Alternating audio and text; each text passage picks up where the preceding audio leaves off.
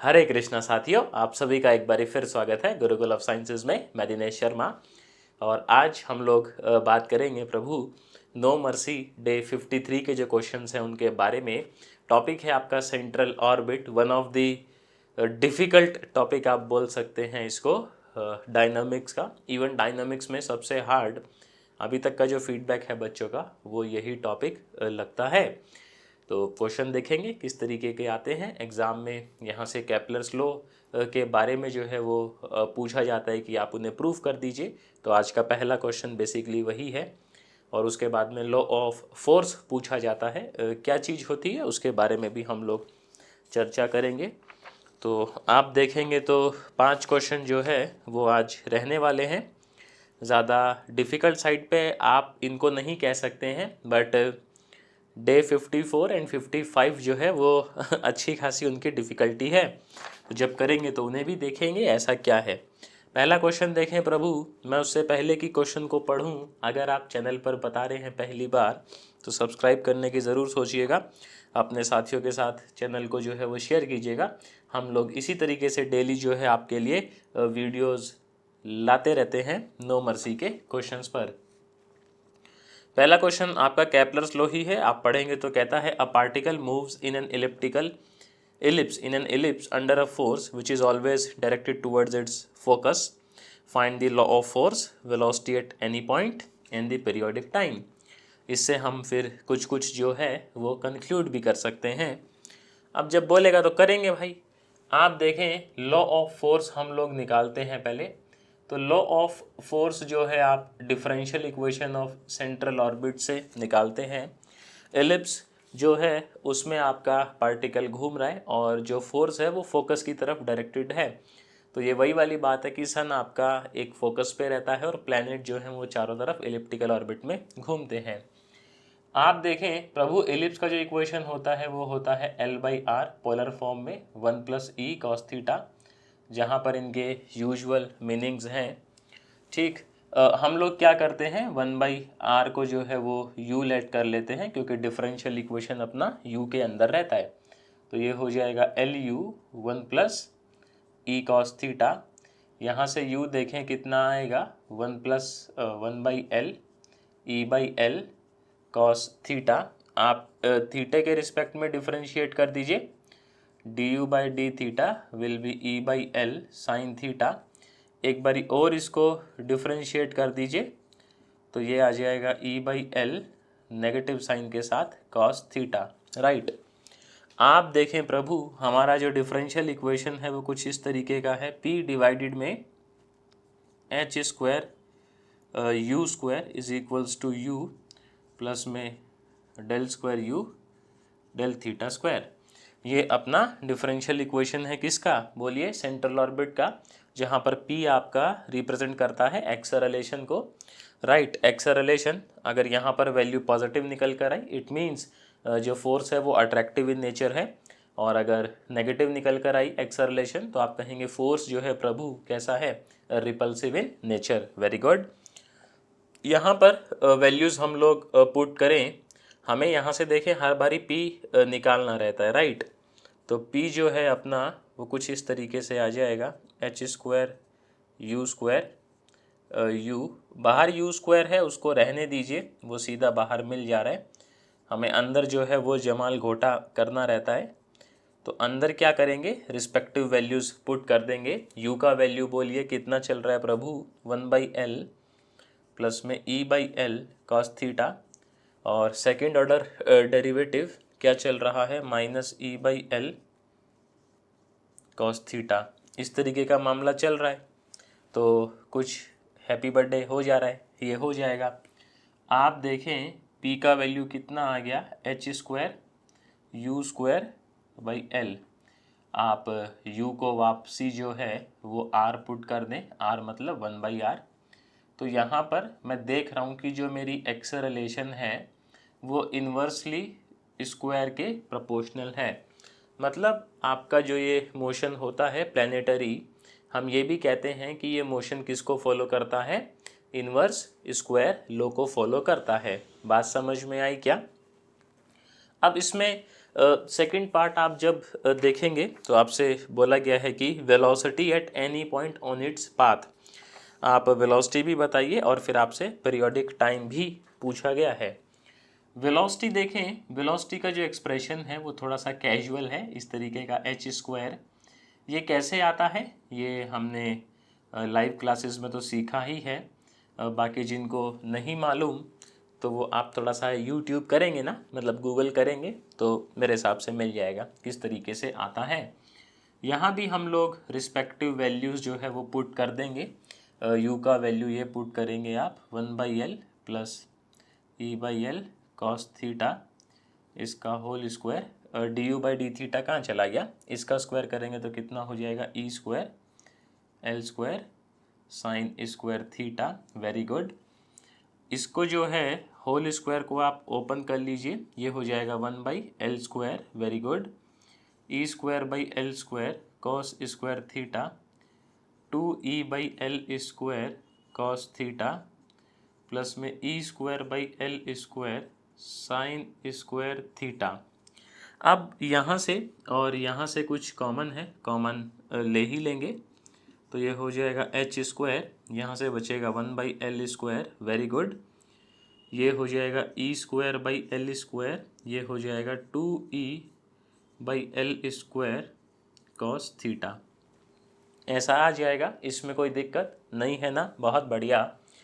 एक काम कीजिए, आप एक l को ना बाहर ले लीजिए तो एच स्क्वायर बाई एल, ये बचेगा 1 plus E square by L plus में 2E cos theta by L. E by L cos theta यहाँ से निकाल लीजिए, कितना आएगा u माइनस 1/l, यहाँ पुट करेंगे तो v square H square L, ये हो जाएगा प्रभु 1/l E square by L, यहाँ से कितना आएगा E/l कॉस थीटा, u आगे देखें 2 मल्टीप्लाई है 2u माइनस 2/l, तो 1/l माइनस 2/l आप समझ रहे हैं, इनकी जो सेटिंग है वो कर दीजिए। तो v स्क्वायर आपको क्या दिखाई देगा, H square by L. Very good. ये हो जाएगा ई स्क्वायर बाई एल और प्लस में या माइनस में लिख लेते हैं पहले, माइनस में 1/l प्लस में 2u।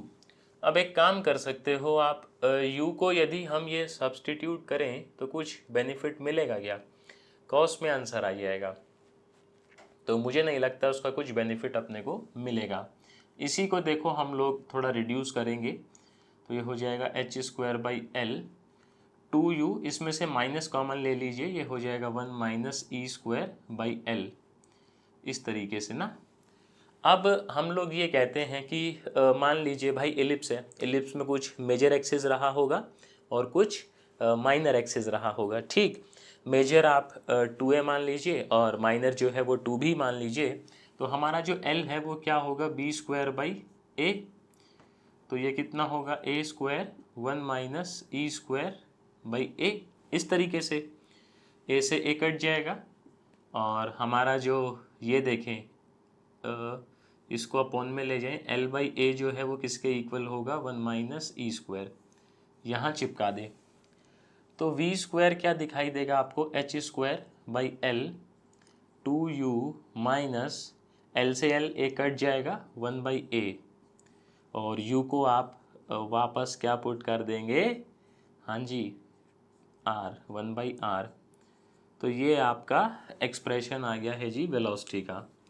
इससे क्या समझ में आता है, आपने केपलर्स लॉ में पढ़ा होगा कि जब आपका प्लैनेट सन से दूर होता है तो उसका रेडियल वेलोसिटी स्लो डाउन हो जाता है, लेकिन जैसे ही प्लैनेट सन के पास आता है यानी कि फोकस के पास आता है तो उसकी जो वेलोसिटी है वो बढ़ जाती है। अब ऐसा क्यों होती होगी, क्योंकि हम जानते हैं कि जो हमारा rate of description of sectoral area है वो कांस्टेंट है, उसको कांस्टेंट मेंटेन करने के लिए ऐसा होता है।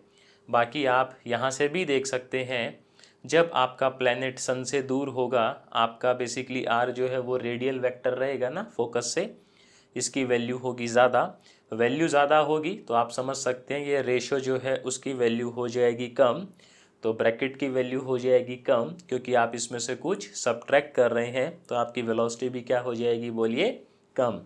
बट वहीं अगर आप सन के पास हैं तो कंपैरेटिवली आर की वैल्यू कम होगी, ये रेशो की वैल्यू ज़्यादा आएगी, तो इस ब्रैकेट की वैल्यू भी ज़्यादा आएगी। इट मीन्स वहाँ पर जो वेलोसिटी है वो हमें ज़्यादा देखने को मिलेगी। तीसरा इसमें देखें पूछा है आपका टाइम पीरियड। तो हम ये जानते हैं जो टाइम पीरियड है वो होगा एरिया ऑफ एलिप्स, और हमने ये प्रूफ किया हुआ है कि यूनिट टाइम में आपका जो एरिया है, सेक्टोरियल एरिया, वो कितना स्वीप आउट होता है, h/2, ऐसा है ना। तो बेसिकली ये वही है कि rate of description of sectoral area जो है वो h/2 होता है, जो कि एक कांस्टेंट क्वांटिटी है, जिसकी वजह से वेलोसिटी का खेल होता है। और मैथमेटिकल एक्सप्रेशन उसको जो है वो सेकंड भी कर रहा है, मतलब बात सही है। ये आ जाएगा आपका, देखें, 2πab/h। हम जानते हैं h² होता है आपका म्यू एल, इस तरीके से करके म्यू h² म्यू होता है या म्यू एल होता है, इसको एक बारी हम लोग वेरीफाई कर लेते हैं। एक मिनट रुकिएगा प्रभु, ये क्या है, छोटी छोटी चीज़ें हैं। हाँ, म्यू एल ही है, ठीक है। तो यहाँ आप पुट कर सकते हैं इसको, तो ये हो जाएगा 2πab, very good, mu L. हम जानते हैं फिर एल क्या होता है, b²/a। यहाँ पुट कर सकते हैं आप b²/a। मुझे बताइए कुछ कुछ तो सेटिंग बैठ जाएगी ना, जैसे b² ये कट जाएगा, a की पार हाफ ऊपर पहुँचेगी, तो मेरा t है वो प्रोपोर्शनल होगा a की पार, बोलिए, 3/2 के। और यही आपने केपलर्स लॉ में भी पढ़ा है कि टाइम पीरियड का स्क्वायर जो है सेमी मेजर एक्सिस की पावर 3 के क्या होता है, प्रोपोर्शनल। ऐसा ही तो पढ़ा है हम लोगों ने बचपन में। तो ये जो क्वेश्चन है इसको आप क्वेश्चन की तरह मत देखिएगा, ये आपका 15 नंबर में आएगा। और किस तरीके से आएगा कि आप केपलर्स लॉ को जो है वो प्रूफ कीजिए। पहला लॉ ऑफ फोर्स की इन्वर्स स्क्वायर लॉ को वो फॉलो करता है। दूसरा एक्सप्रेशन फॉर वेलोसिटी, जहां हमें ये समझ आता है कि जब प्लैनेट सन के पास होता है तो उसकी वेलोसिटी ज़्यादा होती है, और जब प्लैनेट जो है वो सन से दूर होता है तो उसकी वेलोसिटी कम होती है। ऐसा इसलिए होता है, एक तो मैथमेटिकल एक्सप्रेशन, दूसरा कि जो सेक्टोरियल एरिया है आपका, उसका जो रेट है स्वीप आउट करने का, दैट इज़ h/2, जो कि एक कांस्टेंट क्वांटिटी है। तो उसको कांस्टेंट मेंटेन करना है तो फिर वो खेल जो है वो खेलना ही पड़ेगा। उसके बाद में L का वैल्यू हम पुट कर दिए, तो थर्ड लॉ क्या कहता है, दैट टाइम पीरियड का square is directly proportional to semi major जो आपकी एक्सिस है उसके क्यूब के साथ। तो यहाँ पर हमें वो देखने को मिल जा रहा है। आप मुझे कमेंट में बताइएगा, क्या आपको ये क्वेश्चन नंबर 1 यानी कि केपलर्स लॉ का जो प्रूफ है ये समझ में आया? समझ में आया तो वीडियो को लाइक कीजिएगा, अपने साथियों के साथ शेयर कीजिएगा। चलिए क्वेश्चन नंबर 2 देखते हैं। अच्छा, जैसे इसमें देखो ये लॉ ऑफ फोर्स, जैसे P की ये वैल्यू पॉजिटिव है, तो आप कहेंगे कि जो फोर्स है आपका, हम ये तो जानते हैं सेंट्रल ऑर्बिट में जो फोर्स है वो एक पॉइंट की तरफ डायरेक्टेड रहता है हमेशा, है ना। जैसे यहाँ पर फोकस की तरफ ही डायरेक्टेड आपको मिलता है। तो अगर ये वैल्यू पॉजिटिव आ रही है तो आप क्या कहते हैं कि हमारा जो फोर्स है वो अट्रैक्टिव है नेचर में। अगर वैल्यू नेगेटिव आ रही है तो आप क्या कहेंगे, जो हमारा फोर्स है वो नेचर में कैसा है, बोलिए महाराज, रिपल्सिव है। क्वेश्चन नंबर 2 देखिए, कहाँ चला गया क्वेश्चन पेपर, ये रहा। कहता है a particle describes the curve, तो एक पार्टिकल है जो इस कर्व को डिस्क्राइब करता है, r की पावर n, a की पावर n cos n थीटा। आपसे बोला जाता है under a force to the pole find the law of force. Law of force पूछ लिया है तो आप समझ ही जाइए, सवाल हो गया है आपका ये किसका, सेंट्रल ऑर्बिट का। ठीक, अब इस तरह के क्वेश्चंस को कैसे करेंगे, देखो डिफरेंशियल इक्वेशन अपने पास u में है, इक्वेशन r में है, इसको u में लेके जाएंगे तो हम लोग r को क्या पुट कर देंगे, 1/u, ये हो जाएगा an cos n theta, very good. प्रभु इसको ले चलिए उधर, कॉस इधर आएगा अपॉन में, तो ये हो जाएगा सेक एन थीटा। अब होता क्या है ना कि आप डिफ्रेंशिएशन करने में कर तो डायरेक्ट भी सकते हो, बट डायरेक्ट करने में एक नुकसान ये रहता है कि लास्ट में हमें पी और आर के बीच में क्लियर रिलेशन दिखना चाहिए जहाँ तक संभव है। और अगर आप डायरेक्ट डिफरेंशिएशन करेंगे तो लास्ट में वो आर का जो फैक्टर है उसको बाहर निकालना और फिर एकदम क्या कहते हैं उसको, दिव्य दृष्टि से उन दोनों के बीच में संबंध स्थापित करना कहीं ना कहीं मुश्किल हो जाता है। तो उसके लिए हम लोग किसका सहारा लेते हैं, लॉग का, है ना। लॉग अपने पास बहुत बढ़िया टूल है, दोनों साइड लॉग ले लेंगे तो ये हो जाएगा log sec n theta, very good. ये हो जाएगा एन लॉग ए, प्रॉपर्टी लग जाएगा इधर लॉग का, ये हो जाएगा एन लॉग यू। अब आप दोनों साइड डिफ्रेंशिएशन कर दीजिए with respect to theta. Sec theta पहले लॉग का करेंगे, ये हो जाएगा सेक एन थीटा। सेक का करेंगे प्रभु, ये हो जाएगा सेक थीटा टेन थीटा। फिर हम लोग एन थीटे का करेंगे, ये हो जाएगा एन। इसका डिफ्रेंशिएशन करेंगे ज़ीरो, ये हो जाएगा N by U D you by D theta. ऐसा ही है, यहाँ देखें ये कट जा रहा है तो ये हो जाएगा N tan N theta, very good. ये हो जाएगा N by U D you by D theta, ये भी कट जाएगा। So D you by D theta किसके इक्वल आ गया, यू टेन एन थीटा। हमें चाहिए रहता है डिफरेंशियल इक्वेशन में सेकंड ऑर्डर डेरिवेटिव। तो एक बारी और डिफ्रेंशिएशन करेंगे विद रिस्पेक्ट टू किसके, थीटा। तो del square U D theta square, ये हो जाएगा D you by D theta tan N theta, U as it is, tan का derivative sec square N theta, then प्रभु एन थीटे का derivative N. D you by D theta की value जो है वो पुट कर दीजिए, देखिए ये रहा, तो ये हो जाएगा यू। अभी आप एक काम यहाँ कर सकते हैं कि जैसे मेरे को क्या है, लास्ट में आर और पी में क्लियर रिलेशन चाहिए होता है, जहाँ तक संभव है आप ये जो एक्सप्रेशन है ये बना लीजिए। मतलब मेरे को सेक में एक्सप्रेशन चाहिएगा, यहाँ 10 चल रहा है तो इसको मैं किस में कन्वर्ट कर लूँ, बोलिए प्रभु, सेक में कन्वर्ट कर लूँ। चलिए तो इसको हम लिख लेते हैं u।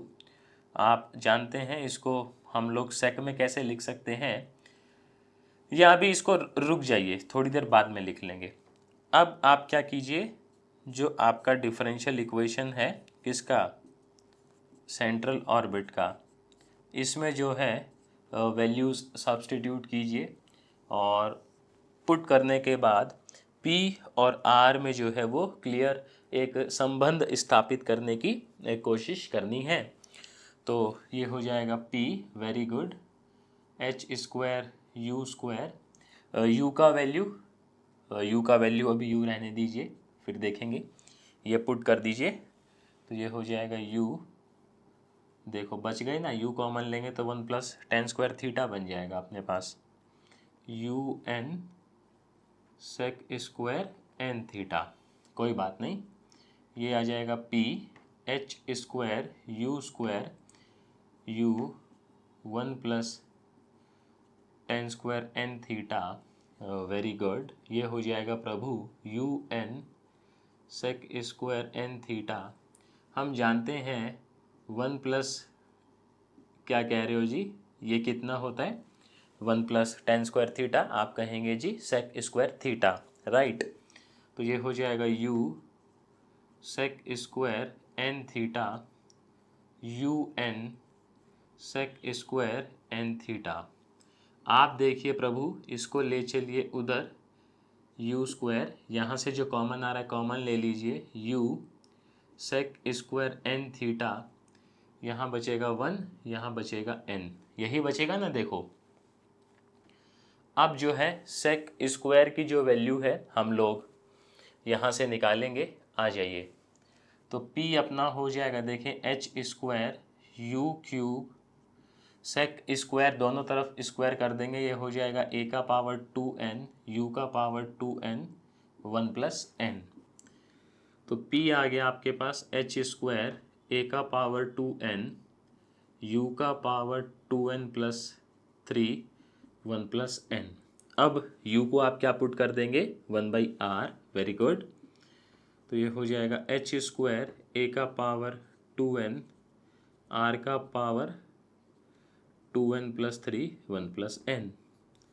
तो p और r में जो रिश्ता है वो ये है, और क्योंकि पॉजिटिव मामला चल रहा है तो आप कहेंगे कि जो हमारा फोर्स है वो नेचर में कैसा है, बोलिए अट्रैक्टिव। बात समझ में आई। अब अगला जो क्वेश्चन है उसमें आर स्क्वायर है और ए स्क्वायर है, बाकी सेम है, कॉस 2 थीटा है, मतलब वही है। नेक्स्ट क्वेश्चन जो देखेंगे उसमें ऐसा है इक्वेशन, तो मुझे नहीं लगता ये करवाने की मुझे ज़रूरत है। क्यों, सेम ही है, जहाँ n था वहाँ 2 आ गया है जस्ट। तो इस केस में जब मैं निकालूंगा तो मेरा p किसके प्रोपोर्शनल आना चाहिए, जहाँ n है वहाँ आप 2 रख दीजिए, तो 2 2 ज़ा 4 और 4 और 3 7। तो सेकंड क्वेश्चन का आंसर ये आना चाहिए। सेकंड क्वेश्चन में केवल डिफरेंस क्या है, जहाँ जहाँ हमने n कंसीडर किया है सेकंड क्वेश्चन में वहाँ वहाँ 2 कंसीडर है। अगर मुझे इसी में चेंजेस करने हो तो इस तरीके से हो जाएगा, ये देखो अभी हो जाएगा r square a square cos 2 theta, ये हो जाएगा u square a square cos 2 theta, है ना। एंगल में भी तो चेंज करना पड़ेगा भैया। ये हो जाएगा आपके पास सेक 2 थीटा ए स्क्वायर यू स्क्वायर, ये भी हो जाएगा आपका 2, और ये भी कितना हो जाएगा प्रभु 2, ये भी हो जाएगा 2, ऐसा हो जाएगा। यहाँ आ जाएगा 2, यहाँ आ जाएगा 2, जो कट गया उसे कट जाने दीजिए, यहाँ भी आ जाएगा 2। फिर ये कट गया, ठीक है, यहाँ 2 बचेगा, वही 2 से 2 कट गया है, ठीक है। यहाँ 2 बचेगा आपका, यहाँ 2 आ जाएगा। समझ रहे हो ना आप मैं क्या कहना चाह रहा हूँ, यहाँ 2 आ जाएगा, यहाँ 2 आ जाएगा, ठीक है। आप कर ही लोगे, मैं क्या इसको 2 2 से रिप्लेस कर रहा हूँ, नहीं। थर्ड क्वेश्चन की तरफ चलते हैं। थर्ड ये था, थर्ड तो था ही, सॉरी, फोर्थ क्वेश्चन की तरफ। फोर्थ में आर जो है वो डिफरेंट है, तो करने से ही बात बनेगी। और हमारे बाबा जी भी कहते हैं भैया करने से ही होगा, है ना, ऐसा ही कहते हैं ना, योगा से ही होगा, करने से ही होगा। क्वेश्चन नंबर 4 और 5 दोनों अलग हैं, तो ये हमें करने पड़ेंगे, कर लेते हैं, कोई बात नहीं।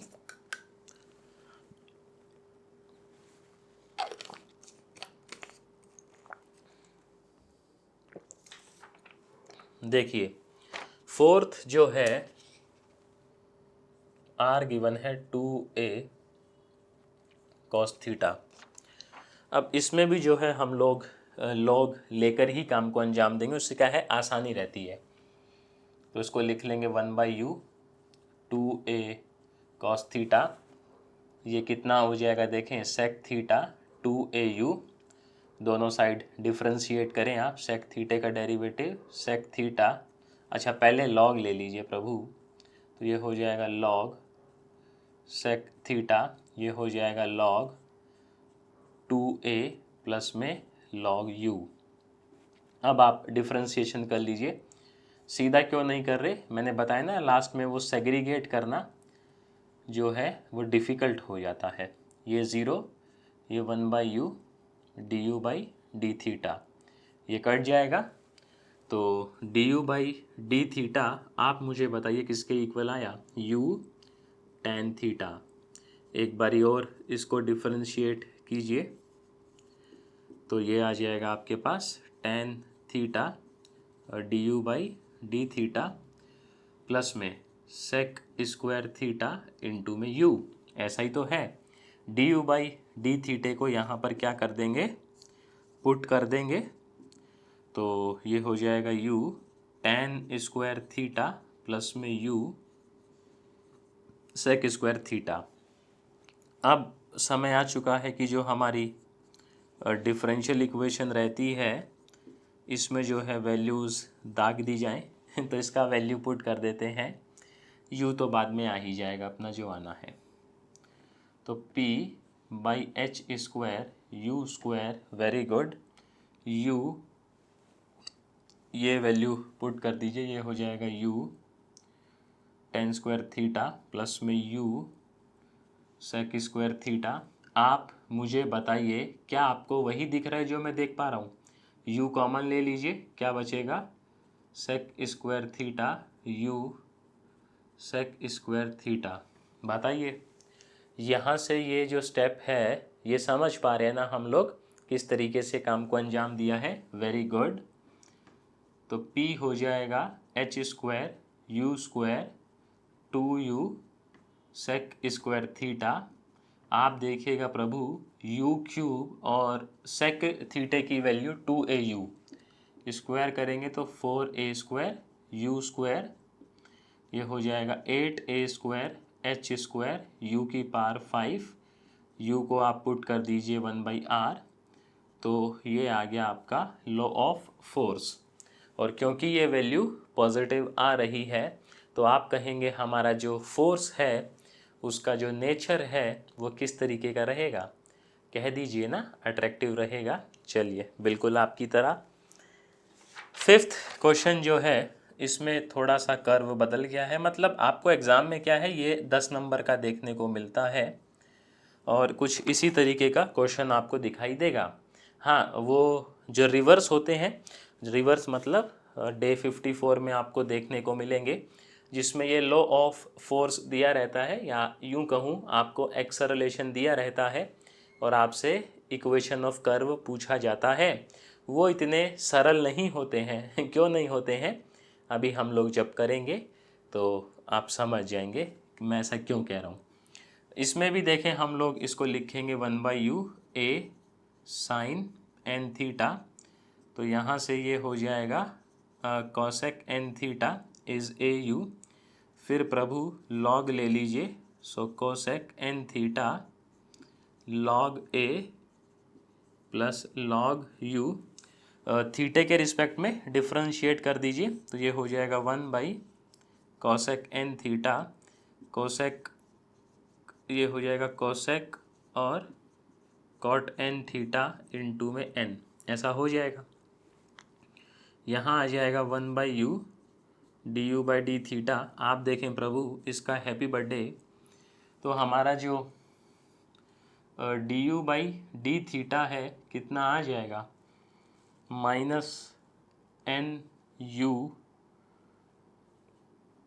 कॉट एन थीटा, ऐसा ही आएगा ना। u को हम लोग इधर ले चलते हैं, n एक पहले से है, इसमें ना थोड़ा सा एक्सप्रेशन अजीब सा आएगा लेकिन ठीक है, अब आएगा तो आएगा।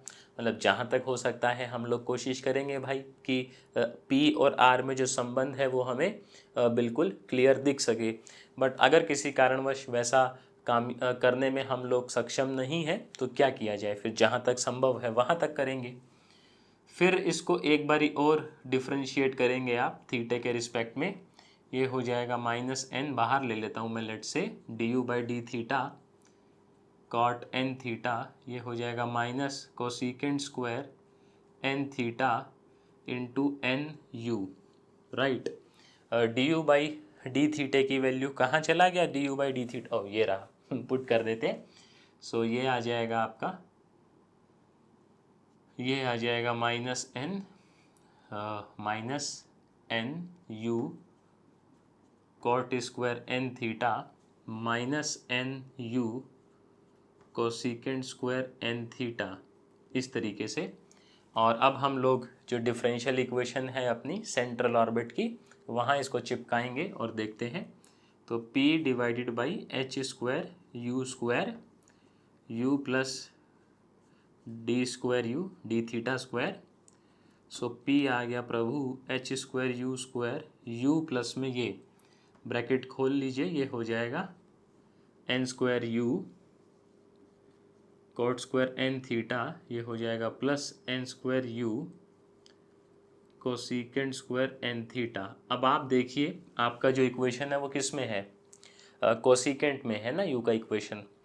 तो यहाँ से कुछ कॉमन लेंगे तो कुछ क्या बात बनेगा क्या, देखो हम लोग कोसिकेंट में ले जा तो सकते हैं बट पूरी तरीके से बात नहीं बनेगी क्योंकि ये n स्क्वायर जो है वो हमें प्रॉब्लम करेगा। बट ठीक है, जितना रिड्यूस कर सकते हैं उतना करेंगे। ये हो जाएगा h square u square u plus में n स्क्वायर u,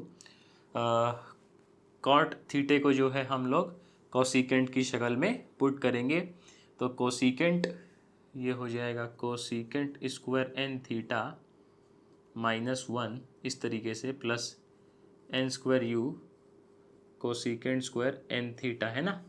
तो ये आ जाएगा आपका एच स्क्वायर यू। अच्छा एक ये यू कॉमन ले लीजिए ना, यू क्यूब हो जाएगा 1 प्लस ये हो जाएगा n square cosecant n theta minus n square plus n square cosecant square N theta. इस तरीके से ये हो जाएगा h square u cube 1 minus n square, very good, plus में 2n square cosecant square N theta. अब हम लोग वैल्यू ले सकते हैं कहाँ से, अरे कहाँ चला गया भाई, ये रहा कोसिकेंट एन थीटे की। तो ये हो गया h square u cube 1 minus n square plus 2n square a square u square. तो देखें प्रभु P हो गया आपका एच स्क्वायर, इसको अंदर ले चलो और 1/r पुट कर दो। तो जैसा आंसर टेक्स्ट सॉल्यूशन में लिखा हुआ है उस टाइप का मिल जाएगा आपको। अब इसमें क्या है, आप कितना भी कोशिश कर लें आप r को जो है वो बाहर नहीं ले सकते, क्योंकि यहाँ पर आप देखेंगे जो पार्स हैं वो डिफरेंट हैं। और उसका मेन कारण क्या है कि यहाँ n स्क्वायर का ना होना। यदि यहाँ भी n स्क्वायर रहा होता तो काम हो जाता, या फिर यहाँ n स्क्वायर ना होता तो काम हो जाता। तो मैं उम्मीद करता हूँ साथियों आपको जो है डे 53 के क्वेश्चन समझ में आए होंगे। समझ में आए हैं तो वीडियो को लाइक करना है, चैनल को अपने साथियों के साथ शेयर करना है। तो आप लोगों ने समय दिया उसके लिए शुक्रिया। मैं आपसे कल मिलूँगा सेम टाइम सेम जगह डे 54 के क्वेश्चंस के साथ, जो कि होने वाले हैं थोड़े से डिफ़िकल्ट। टिल देन हरे कृष्णा।